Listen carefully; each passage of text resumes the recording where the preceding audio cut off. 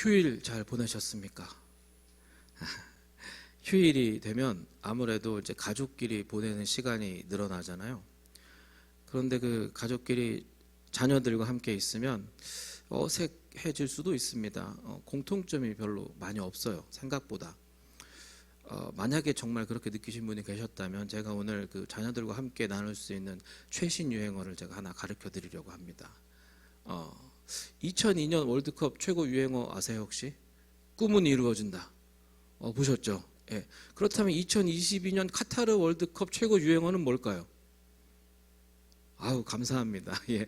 잘 부르시는 것 같아서 감사합니다. 2022년 카타르 월드컵에도 최고 유행어가 남아 있습니다. 그런데 그게 저희 세대는 또 잘 몰라요.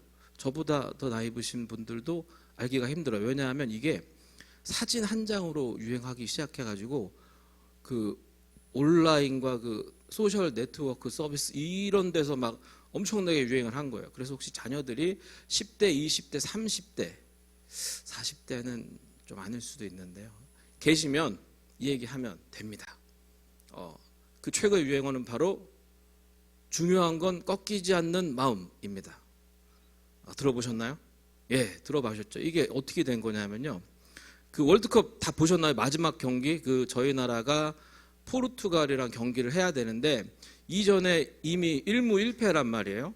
가장 그 약체라고 여겼던 가나한테 패하고 우루과이전에서는 비겼어요. 근데 그 저희 조에서 포르투갈이 제일 잘한단 말이에요. 객관적 전력상. 그래서 이제 이게 16강 가기가 힘들어진 것 같은데 그리고 다들 막 희망을 막 경우의 수를 막 계산하잖아요. 뭐 몇 퍼센트의 확률이다. 이렇게 되고 이렇게 되면 저렇게 될 것 같다. 막 이랬단 말이에요. 그런데 실제로 경기를 우리나라가 이겼어요. 그런데 그거로 끝이 아니잖아요. 기다려야 돼. 다른 결과를 기다려야 돼요. 다들 운동장에 모여 있었단 말이에요. 선수들이 이렇게 동그랗게 막 모여 있고 이런데 결과가 나왔어요. 그래서 막 사람들이 방방 뛰고 이러는데 관중석에서 막 태극기를 던져줬어요. 막. 그래서 이제 그 선수들이 그 큰 태극기를 받아서 쫙 피고 막 뛰어가고 그거 가고 사진을 찍고 막 이랬는데 그 태극기에 쓰여 있던 말이 이겁니다. 중요한 건 꺾이지 않는 마음. 이 상황과 절묘하게 맞아떨어진 거예요. 예. 근데 이게 원래 그 젊은 친구들이 하는 게임에서 나온 말이에요. 그래서 원래 젊은 친구들만 아는 말이었는데 그 사진 한 장, 그 태극기를 넓게 펼쳤는데 거기에 딱 써 있는 중요한 건 꺾이지 않는 마음. 저희 팀이 그렇게 해서 됐잖아요. 그 이후로는 그래서 어디서든지 하는 말이 됐습니다. 세상은 원래 좀 그렇게 말을 해요.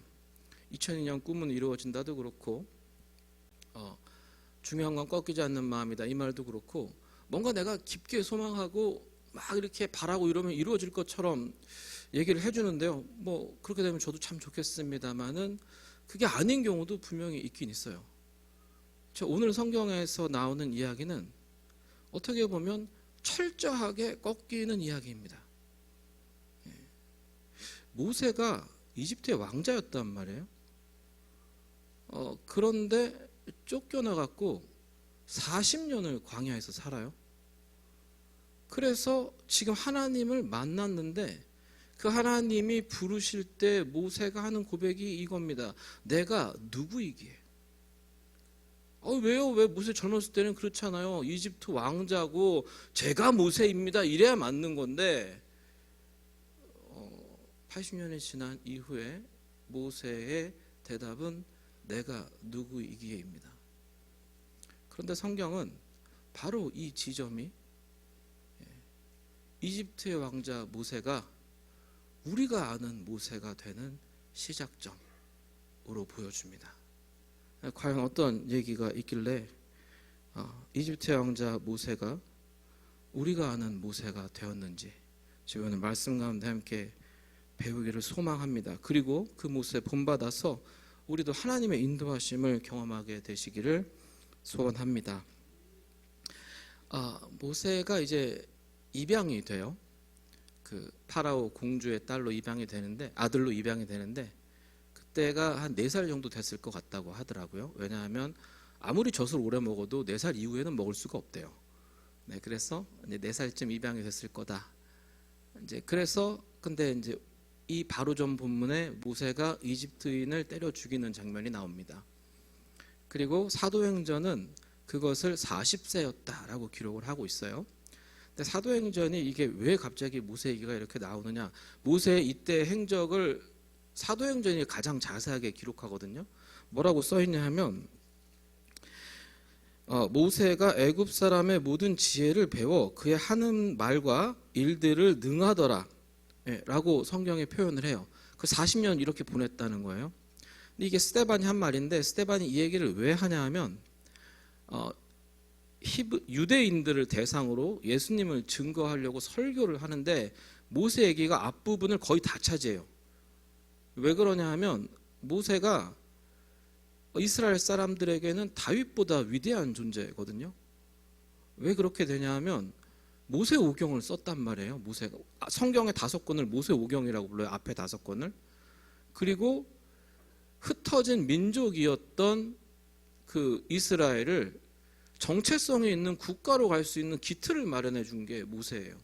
그들 모두를 이끌고 정착지를 찾아서 떠난단 말이에요. 그걸 이루어내는 사람이라서 모세는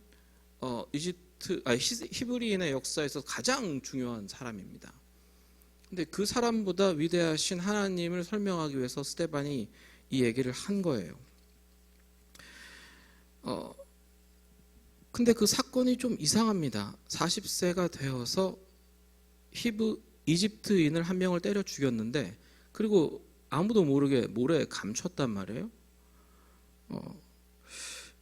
근데 이 일이 발각나자마자 도망을 가게 됩니다.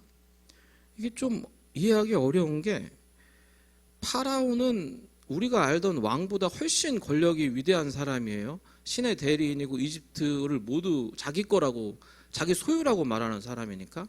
근데 그 아들이란 말이에요, 지금. 왕자로.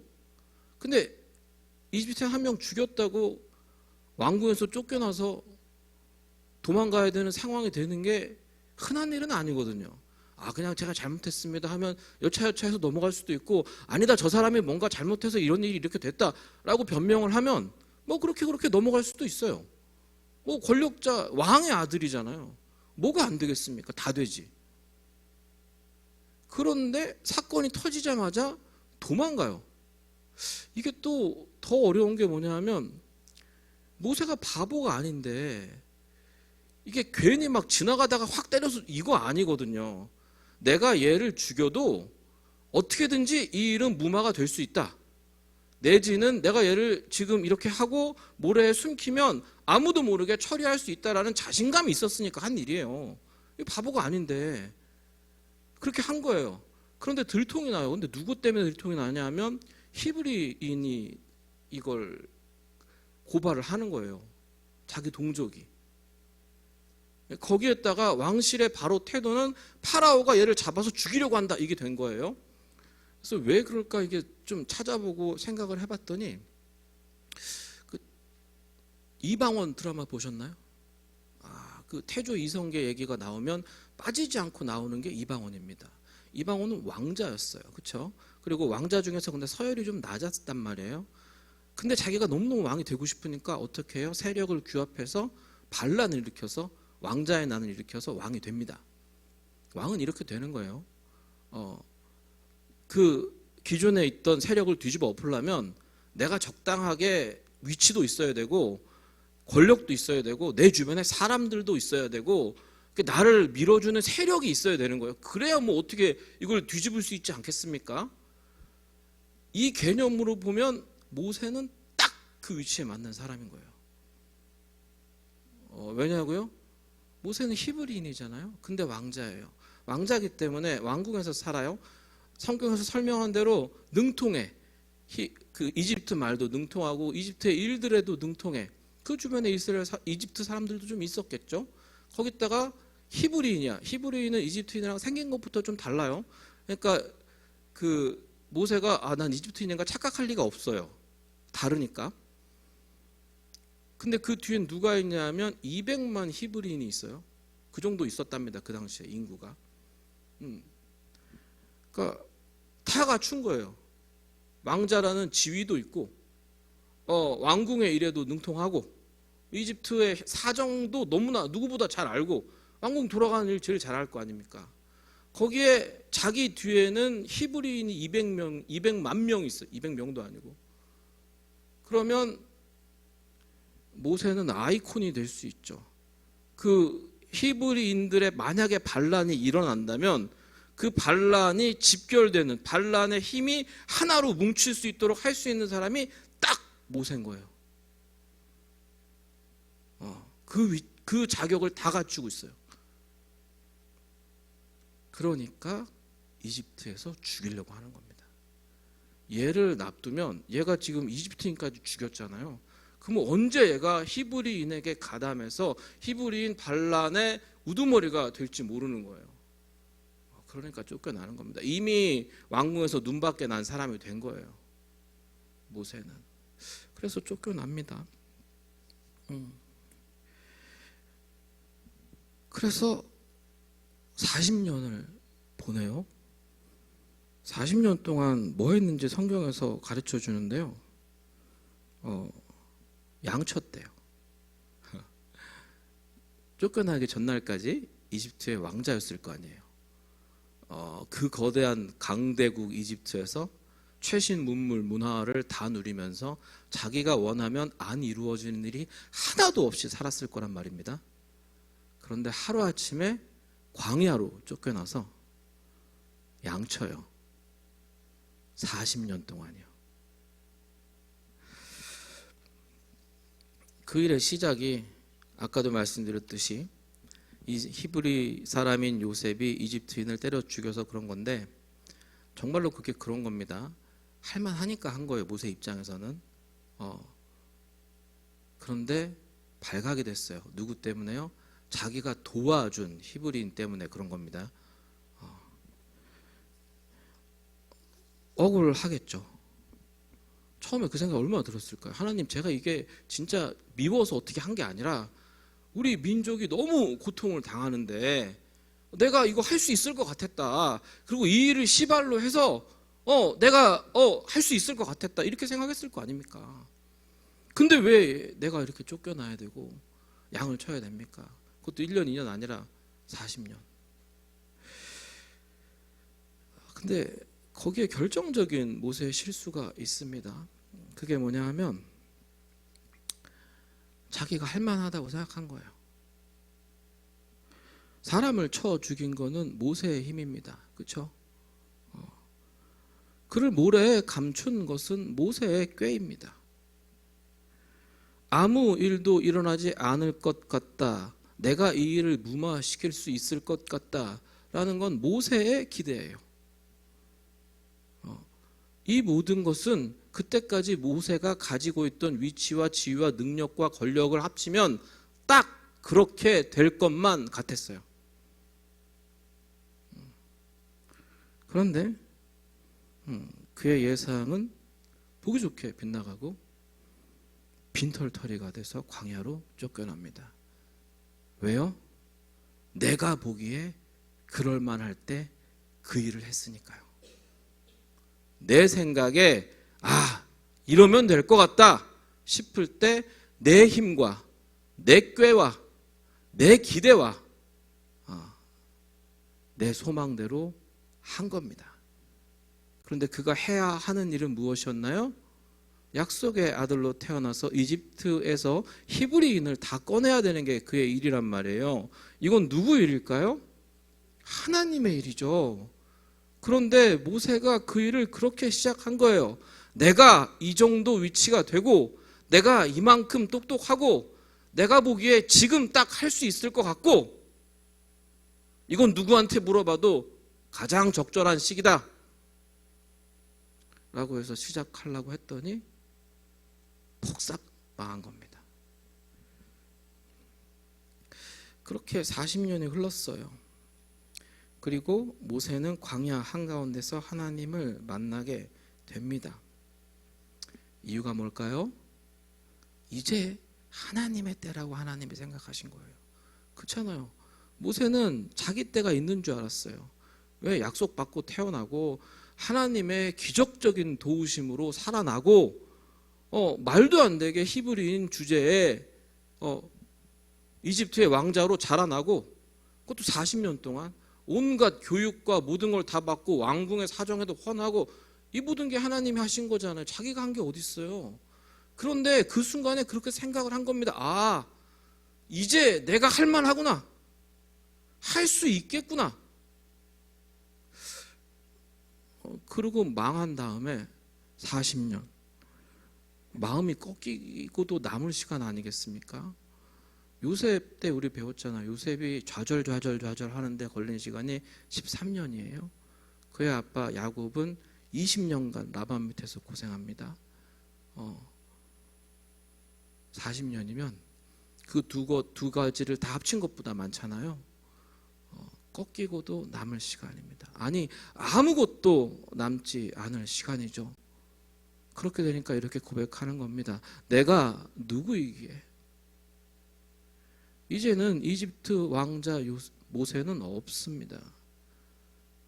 왕궁에서 권력을 가지고 사람들 위에 있었던 모세도 없습니다. 화려한 모세도 없고 힘이 세서 사람을 죽일 만큼 강했던 모세도 없고요. 자신의 꾀로 이걸 모래에 감추면 내가 안 걸리겠다라고 생각하는 모세도 없습니다. 이제 남은 건 하나님, 제가 뭐라고 이걸 하겠습니까? 라고 고백하는 모세만 남아 있습니다. 그저 막대기처럼 하나님의 손에 들려서 사용되어야만 하는 모세가 남아 있을 뿐입니다. 그의 이전까지 인생이 헛됐을까요? 아니요, 절대로 그렇지 않습니다. 이집트의 말과 행동을 잘 알아야 파라오와 단판을 짓죠. 왕궁을 잘 알아야 거기 가서 사람들을 꺼내올 거 아닙니까? 히브리 사람들이 바라보기에도 이 사람은 출생이 레위인이에요. 거기에다가 그가 살아온 인생은 말도 안 되는 일들, 하나님의 간섭이 아니면 설명할 수 없는 일들로 채워져 있단 말이에요. 그의 인생을 통해서 쌓아왔던 그의 모든 것들은 헛되지 않았습니다. 그런데 중요한 게 뭐라고요? 그것들 가지고는 안 된다라는 겁니다. 그걸 배우는데 40년이 걸린 겁니다.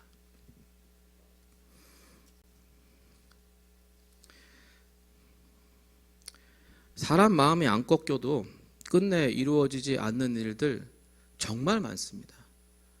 우리가 기대하고 소망하고 몇십 년간 이거를 위해서 기도 정한수 옛날 말로 그렇게 한다고 해도 안 이루어질 일들 태반이죠.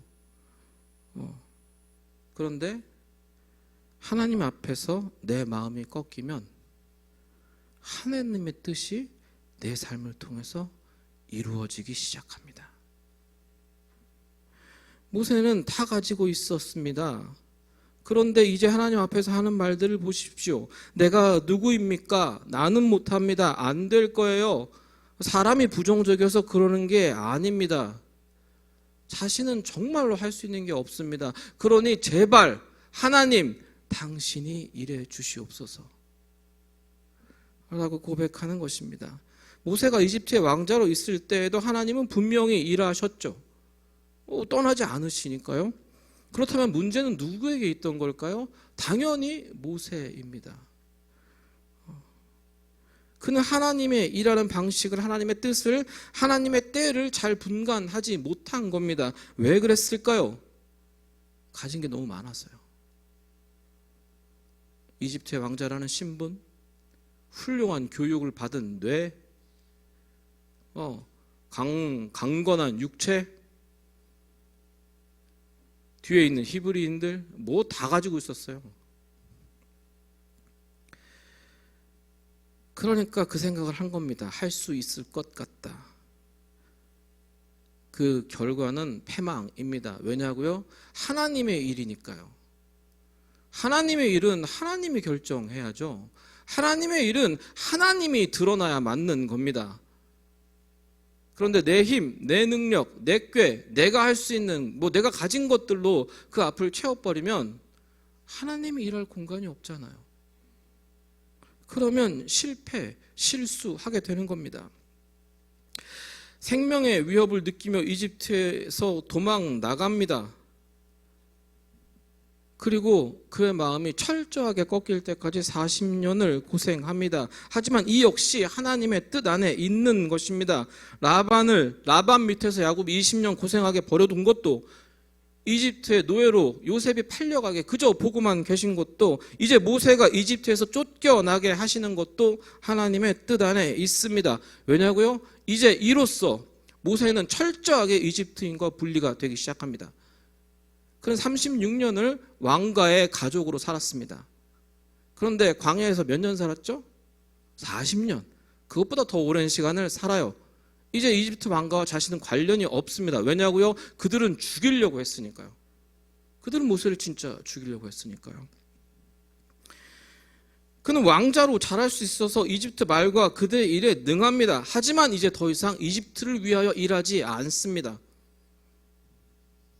그는 젊어서 힘과 능력이 있었습니다. 권력도 있었습니다. 그런데 40년이 지나고 그에게 남은 것은 늙은 몸과 지팡이와 양떼뿐입니다. 하나님이 보시기에 이제야말로 모세가 준비된 때입니다. 왜냐하면 출애굽기는 제목 그대로 이집트에서 이스라엘 백성들이 나오는 기록입니다. 그런데 그 일은 철저하게 하나님이 드러나는 과정이어야 하는 겁니다.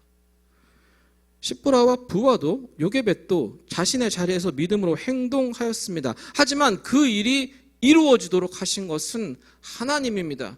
그 수많은 사람들 가운데 이름 없는 여인들, 힘없는 여인들을 골라서 그 앞에 세우신 이유도, 모세가 자기 힘과 능으로 해보려고 했을 때 그를 꺾으시고 40년간 광야에 두신 이유도 단 한 가지입니다. 왜? 하나님이 계획하신 일을 통해서 드러나야 되는 건 하나님의 능력이요, 하나님의 영광이니까요. 그것이 하나님의 목적이 됩니다. 이 일을 경험하게 되는 히브리인 한 명 한 명에게, 그리고 그 일을 직접 바라보았던 이집트인 모두에게, 그리고 그 일들을 주변에서 들었던 주변의 국가들에게 모두에게 하나님이 누구신가가 드러나는 과정이어야 되는 겁니다. 그게 출애굽인 겁니다. 민족이 이루어졌다, 성장했다, 이거는 중요하지 않습니다. 이 일을 통해서 히브리인 한 명 한 명이 하나님은 이런 분이시구나, 이 일을 바라보는 이집트인들이 하나님은 무섭구나, 주변 모든 국가가 이스라엘은 하나님이 보호하시는구나, 이걸 알아야 되는 게 출애굽기의 목적입니다. 온전히 하나님이 드러나기 위한 준비들인 것입니다. 저희는 신약 성경에도 이와 같이 기록된 사람을 알고 있습니다. 바로 바울입니다. 바울은 예수님을 만나기 전에 능력에 있어서, 신분에 있어서, 학문에 있어서, 사회적 지위에 있어서 모든 것들을 남들이 부러워할 만한 걸 다 가지고 있었습니다. 그런데 그가 무엇이라고 고백했는지 저희 빌립보서 성경을 좀 함께 보겠습니다. 빌립보서 3장 7절에서 10절에서 바울은 이렇게 고백합니다. 다 내게 유익하던 것을 나는 해로 여긴다. 그리고 나는 이전까지 내가 유익했던 모든 것을 배설물로 여긴다. 왜냐하면 주 그리스도를 아는 것이 가장 중요하고 그리스도를 향한 믿음이 나에겐 가장 소중하기 때문이다 라고 고백을 합니다. 그런데 바울이 모든 것을 갖고 있을 바로 그때에는 예수님은 그것들을 들어서 사용하지 않으셨습니다. 오히려 그가 이 모든 것을 배설물로 여길 때에 하나님은 그를 들어서 이방의 사도로 사용하셨습니다. 이유는 똑같습니다. 온전히 예수 그리스도가, 그의 복음이 드러나는 것이 목적이기 때문입니다. 우리의 삶 역시 마찬가지입니다.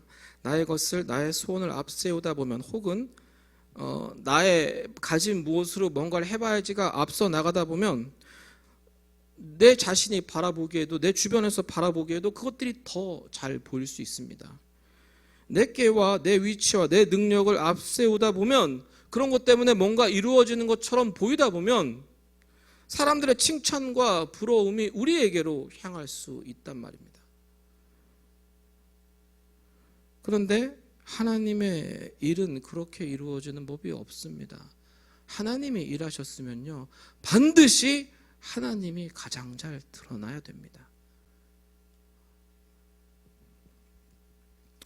중요한 것은 꺾이지 않는 마음이라고 세상은 이야기합니다. 꿈은 이루어질 거다라고 우리에게 말해 줍니다. 하지만 우리는 이미 알고 있습니다. 꺾이지 않는 마음만으로 안 되는 것이 세상에 너무 많다는 것을. 우리는 이미 경험했습니다. 내가 아무리 오래 꿈꿔도 안 이루어지는 건 절대로 안 되더라. 결국 우리는 하나님의 도움이 필요합니다. 구원받는 인생을 위해서도 이 세상을 살아가는 데에도 결국 우리는 하나님의 도움이 필요합니다. 그렇게 우리가 하나님의 도움으로 무슨 일을 계획하고 있다면 우리는 모세와 바울을 기억해야만 합니다. 그 일 가운데 온전히 하나님만 드러나는 것을 하나님은 원하십니다. 그렇다면 우리는 모세처럼 바울처럼 하나님을 향한 믿음 외에 모든 것을 하나님 앞에서 꺾어야만 합니다. 그때 주가 우리를 사용하실 줄로 믿습니다. 바로 그때에 주의 능력과 주의 은혜가 우리의 삶을 풍성하게 해주실 줄로 믿습니다. 이걸 자녀에게 가르쳐야 합니다. 너는 반드시 꿈은 이루어진다를 믿고 살아라. 중요한 건 꺾이지 않는 마음이다를 가르치는 게 아니라 하나님 앞에서 믿음 외에 모든 것을 꺾을 때 주의 도움이 우리에게 임하실 것이다.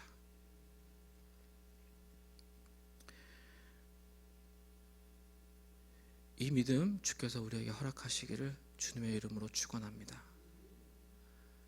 믿음 외에 다른 모든 것은 하나님 앞에서 큰 의미가 없습니다. 나의 능력, 나의 머리, 내가 할 수 있는 어떤 것을 들이대도 하나님이 한 번 움직이시는 것은 비교할 바가 못 됩니다. 중요한 건 믿음을 제외한 모든 것을 하나님 앞에서 꺾는 바로 그 믿음입니다. 그 믿음이 우리 안에, 우리 교회 안에, 우리 가정 안에 풍성하기를 주 예수 그리스도의 이름으로 축원합니다. 함께 기도하겠습니다.